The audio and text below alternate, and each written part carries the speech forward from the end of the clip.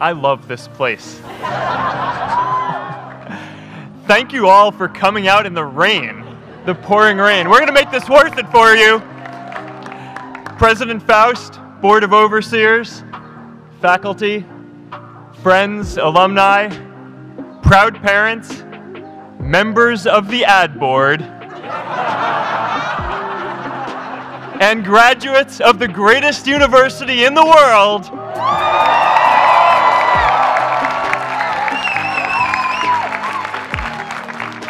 I am honored to be here with you today because, let's face it, you accomplished something I never could. If I get through this speech today, it'll be the first time I actually finish something here at Harvard. Class of 2017, congratulations.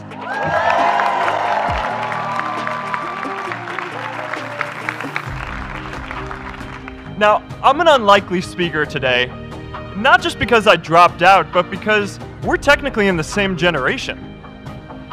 We walked this yard less than a decade apart. We studied the same ideas and slept through the same Act 10 lectures. We may have taken different roads to get here, especially if you came all the way from the quad. But today, I want to share what I've learned about our generation and the world we're all building together. But first, these last couple of days have brought back a lot of good memories. How many of you remember exactly where you were and what you were doing when you got that email telling you got into Harvard?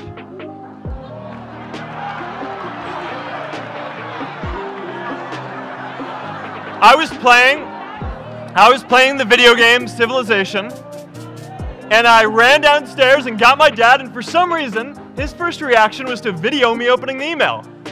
That could have been a really, really sad video. But I swear, getting into Harvard is the thing my parents are most proud of me for. My mom is nodding. You all know what I'm talking about. Look, guys, it's tough to beat this. You'll see when you get out there.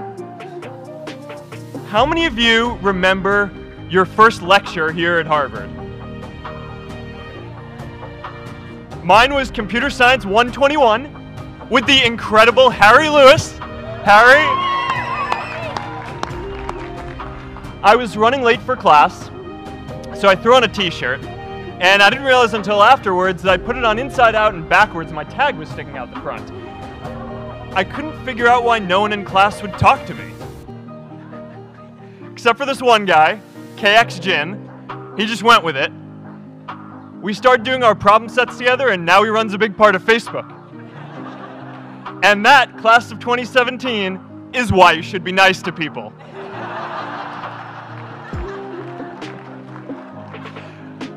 But my best memory from Harvard is meeting Priscilla.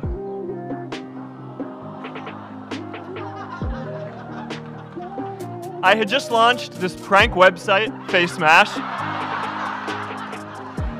and the ad board wanted to see me. Everyone thought I was going to get kicked out. My parents drove up here to help me pack my stuff. My friends threw me a going away party. Who does that? As luck would have it, Priscilla was at that party with her friends, and we met in line for the bathroom in the Foho Bell Tower, and in what must be one of the all-time most romantic lines, I turned to her and said, "I'm getting kicked out in 3 days, so we need to go on a date quickly." Actually, any of you graduating today can use that line. "I'm getting kicked out today. We need to go on a date fast." I didn't end up getting kicked out. I did that to myself. Priscilla and I started dating, and, you know, that movie made it seem like FaceMash was so important to starting Facebook. It wasn't. But without FaceMash, I never would have met Priscilla. And Priscilla's the most important person in my life. So you could still say it was the most important thing I built in my time here.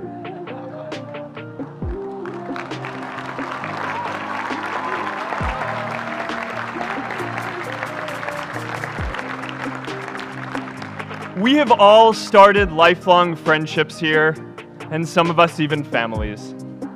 That's why I'm so grateful to this place. Thanks, Harvard.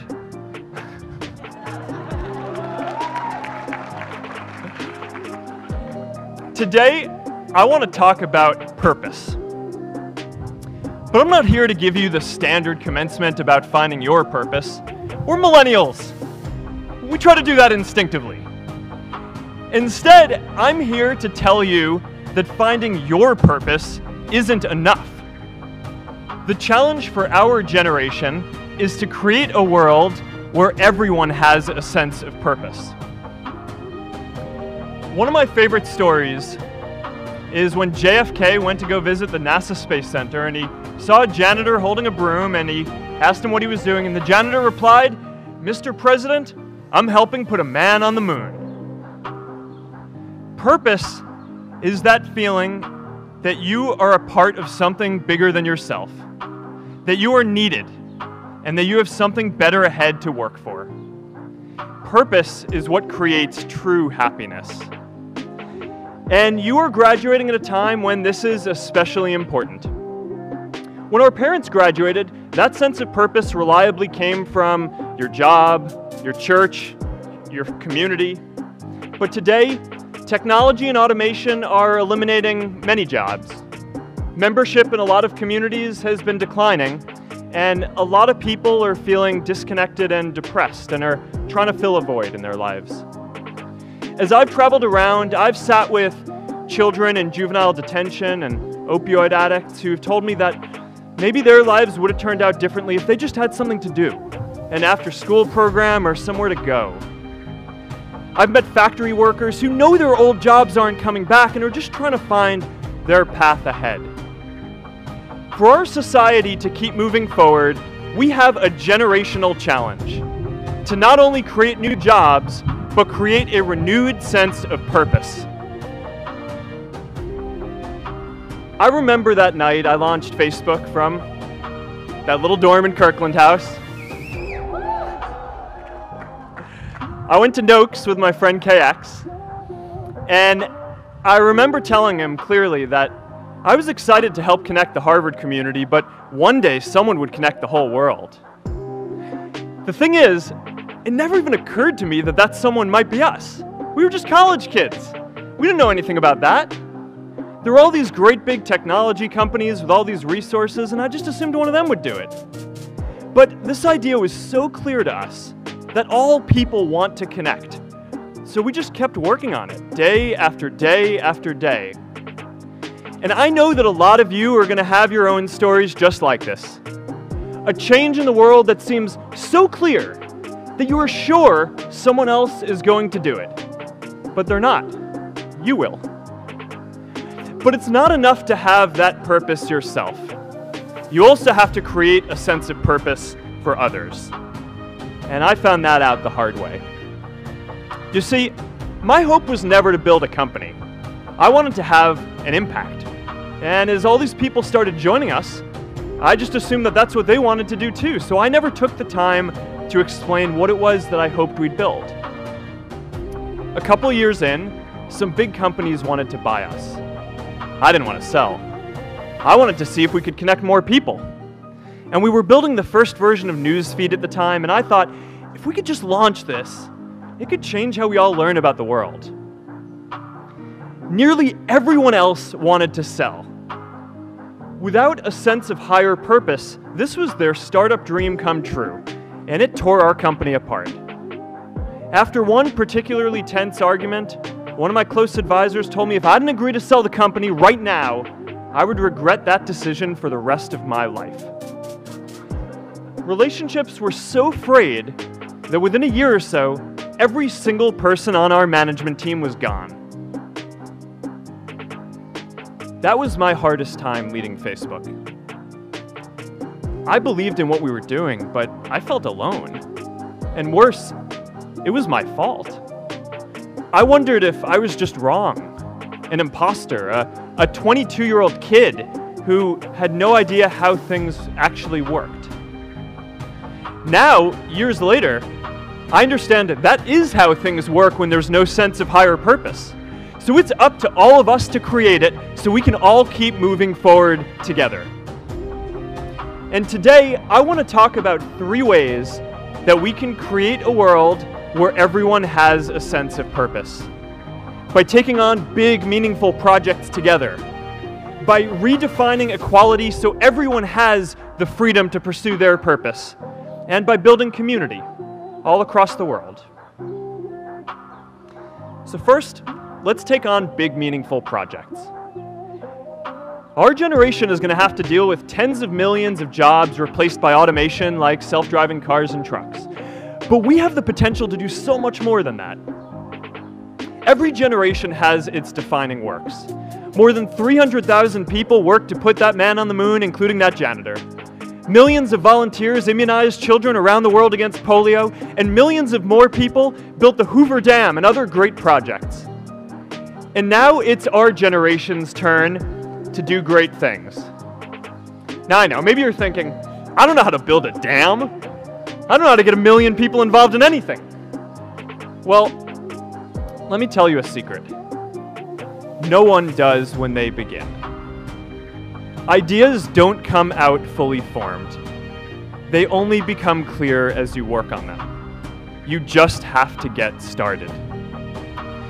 If I had to know everything about connecting people before I got started, I never would have built Facebook. Movies and pop culture just get this all wrong. The idea of a single eureka moment is a dangerous lie. It makes us feel inadequate because we feel like we haven't had ours yet. And it prevents people with seeds of good ideas from ever getting started in the first place. Oh, and you know what else movies get wrong about innovation? No one writes math formulas on glass, okay? All right, that's not a thing, okay? It's really good to be idealistic, but be prepared to be misunderstood. Anyone working on a big vision is going to get called crazy, even if you end up right. Anyone taking on a complex problem is going to get blamed for not fully understanding it, even though it's impossible to know everything up front. Anyone taking initiative will always get criticized for moving too fast because there's always someone who wants to slow you down. In our society, we often don't take on big things because we're so afraid of making mistakes that we ignore all the things wrong today if we do nothing. The reality is, anything we do today is going to have some issues in the future. But that can't stop us from getting started. So what are we waiting for? It is time for our generation-defining great works. How about stopping climate change before we destroy the planet and getting millions of people involved, manufacturing and installing solar panels? How about curing all diseases and getting people involved by asking volunteers to share their health data, track their health data, and share their genomes? You know, today, our society spends more than 50 times as much treating people who are sick as we invest in finding cures so people don't get sick in the first place. It makes no sense. We can fix this.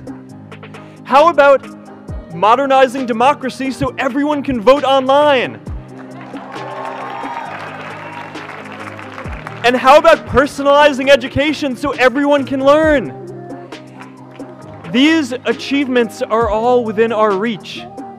Let's do them all in a way that gives everyone in our society a role.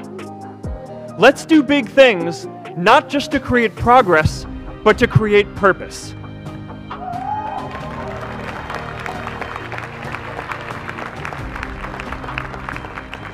So taking on big, meaningful projects together is the first thing we can do to create a world where everyone has a sense of purpose. The second is redefining our idea of equality so everyone has the freedom to pursue their purpose.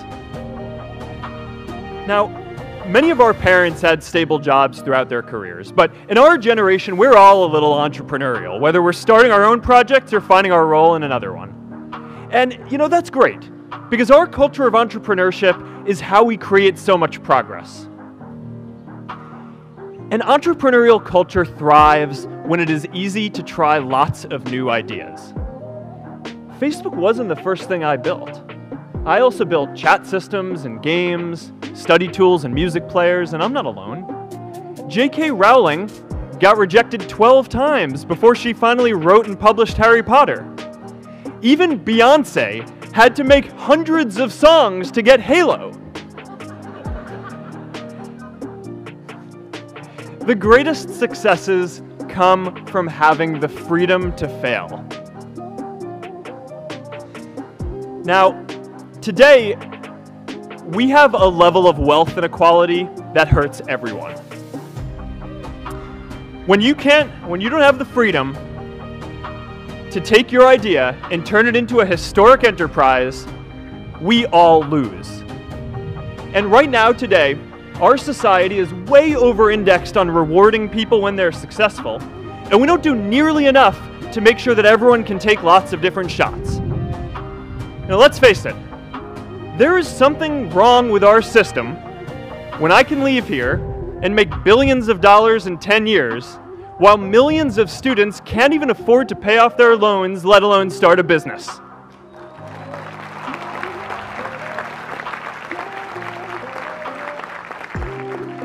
Look, I know a lot of entrepreneurs, and I don't know a single person who gave up on starting a business because they were worried they might not make enough money.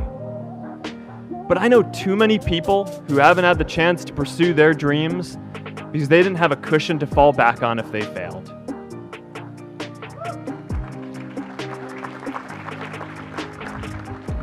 We all know you don't get successful just by having a good idea or working hard.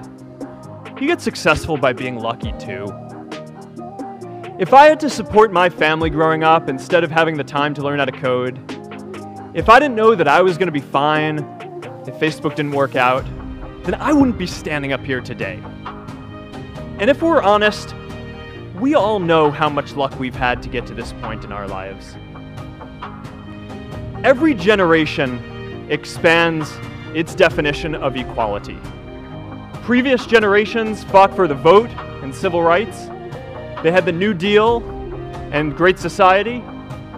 And now it's time for our generation to define a new social contract.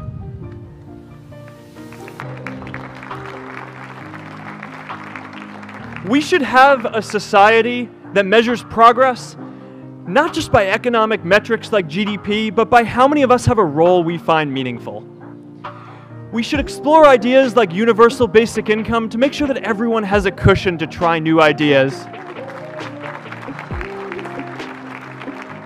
We're all going to change jobs and roles many times, so we need affordable childcare to get to work and healthcare that's not tied to just one employer. And we're all going to make mistakes, so we need a society that's less focused on locking us up and stigmatizing us when we do. And as our technology keeps on evolving, we need a society that is more focused on providing continuous education through our lives.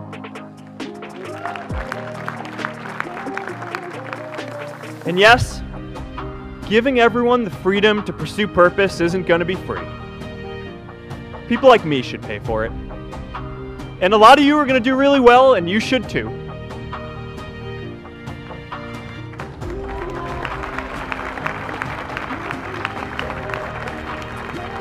That is why Priscilla and I started the Chan Zuckerberg Initiative and committed our wealth to promoting equal opportunity.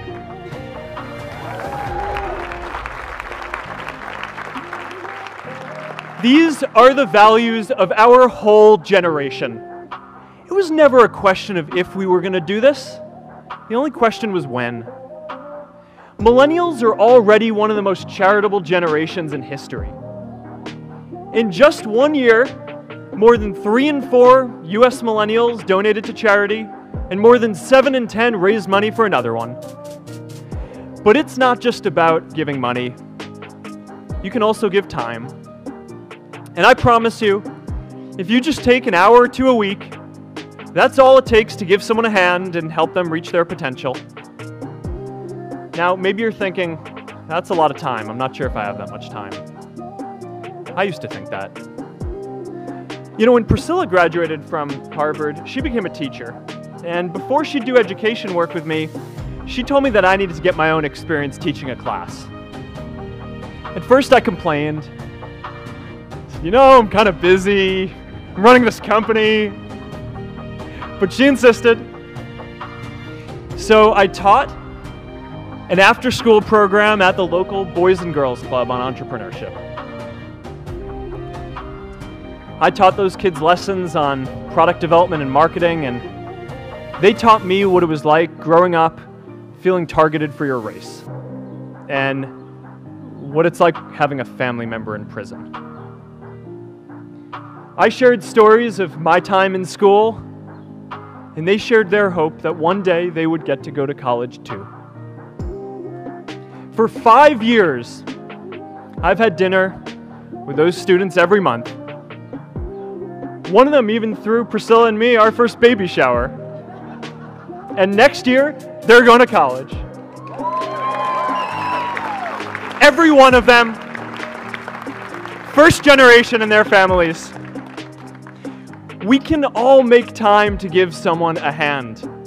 Let's give everyone the freedom to pursue purpose, not just because it's the right thing to do, but because when more people can turn their dreams into something great, we are all better for it.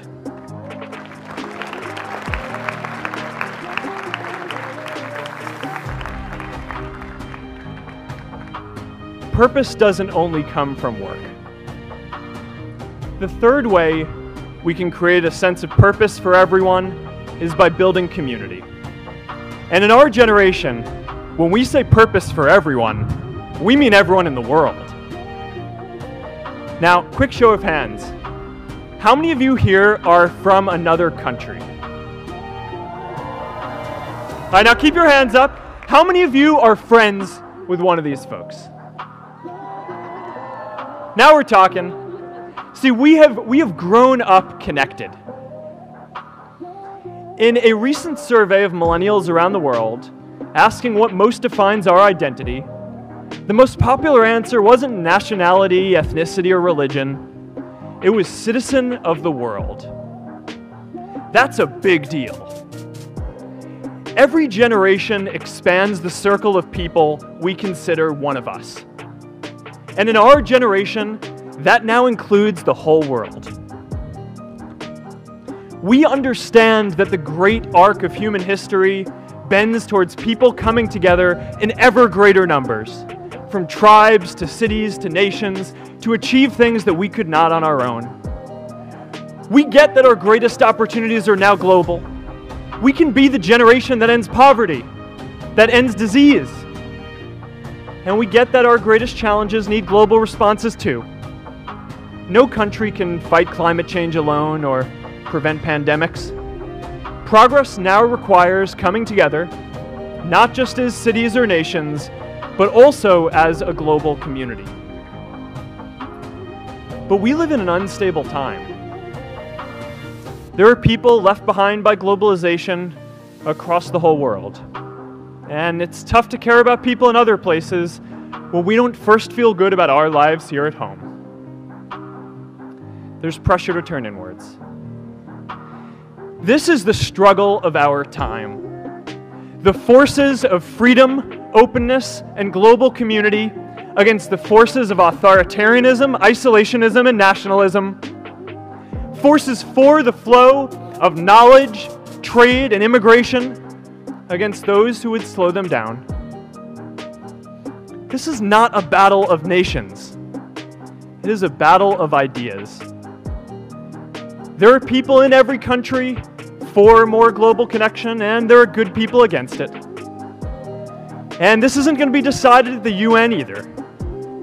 It's going to happen at the local level when enough of us feel a sense of purpose and stability in our own lives that we can start to open up and care about everyone else too.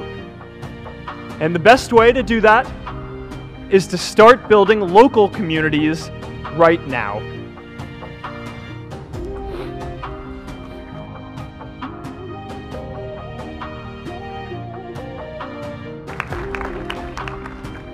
We all get a lot of meaning from our communities. Who here's from Elliott House? How about Lowell? I know you guys found community because you literally live right on top of each other. And Mather? I'll just leave that there. Whether our communities are houses or sports teams, churches or a cappella groups, they give us that sense that we are a part of something bigger, that we are not alone.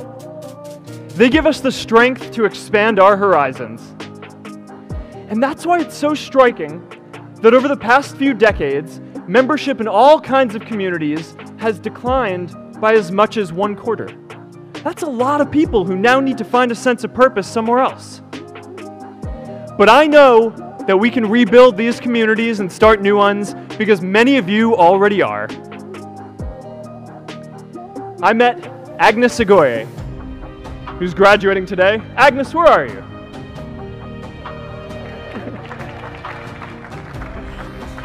Agnes spent her childhood navigating conflict zones with human trafficking in Uganda, and now she's trained thousands of law enforcement officials to keep communities safe.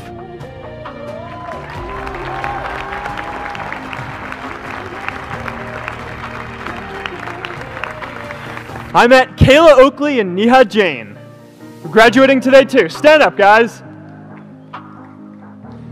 Kayla and Neha started a nonprofit that connects people suffering from chronic illnesses with people in their communities who are willing to help out.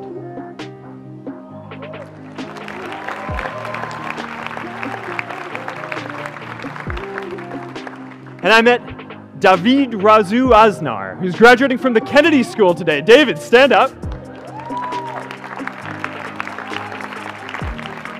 David is a former city councilor who fought to make Mexico City the first Latin American city to pass marriage equality, even before San Francisco.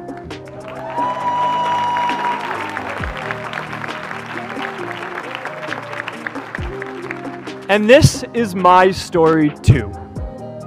A student in a dorm, connecting one community at a time, and keeping at it until one day we can connect the whole world. Change starts local. Even global change starts small with people like us. In our generation, the struggle of whether we connect more, whether we achieve our greatest opportunities, comes down to this: your ability to build communities and create a world where every single person has a sense of purpose.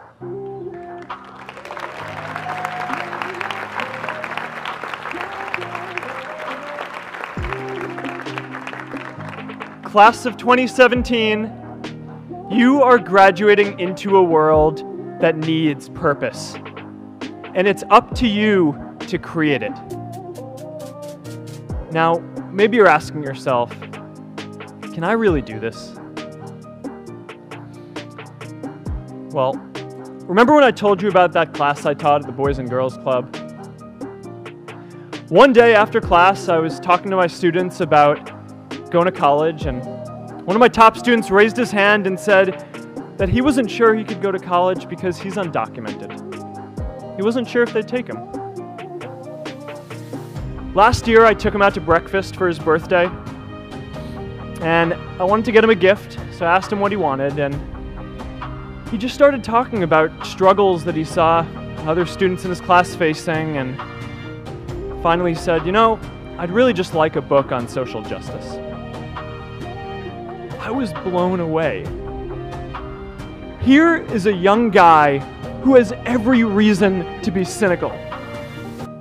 He wasn't sure if the country he calls home, the only one he's known, was going to deny him his dream of going to college.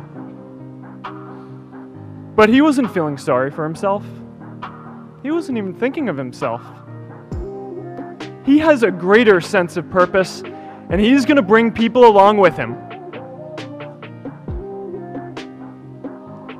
It says something about our situation today that I can't even say his name because I don't want to put him at risk.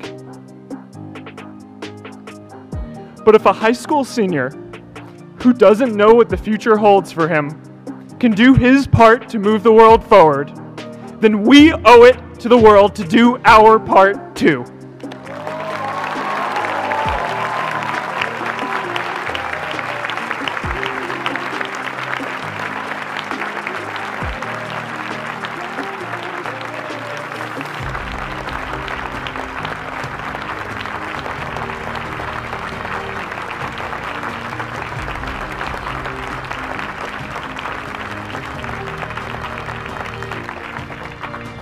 So before you walk out those gates one last time, and as we sit here in front of Memorial Church, I'm reminded of a prayer, Misha Berach, that I say whenever I face a big challenge, that I sing to my daughter, thinking of her future when I tuck her in at night. And it goes, "May the source of strength, who's blessed the ones before us, help us find the courage to make our lives a blessing." I hope you find the courage to make your life a blessing.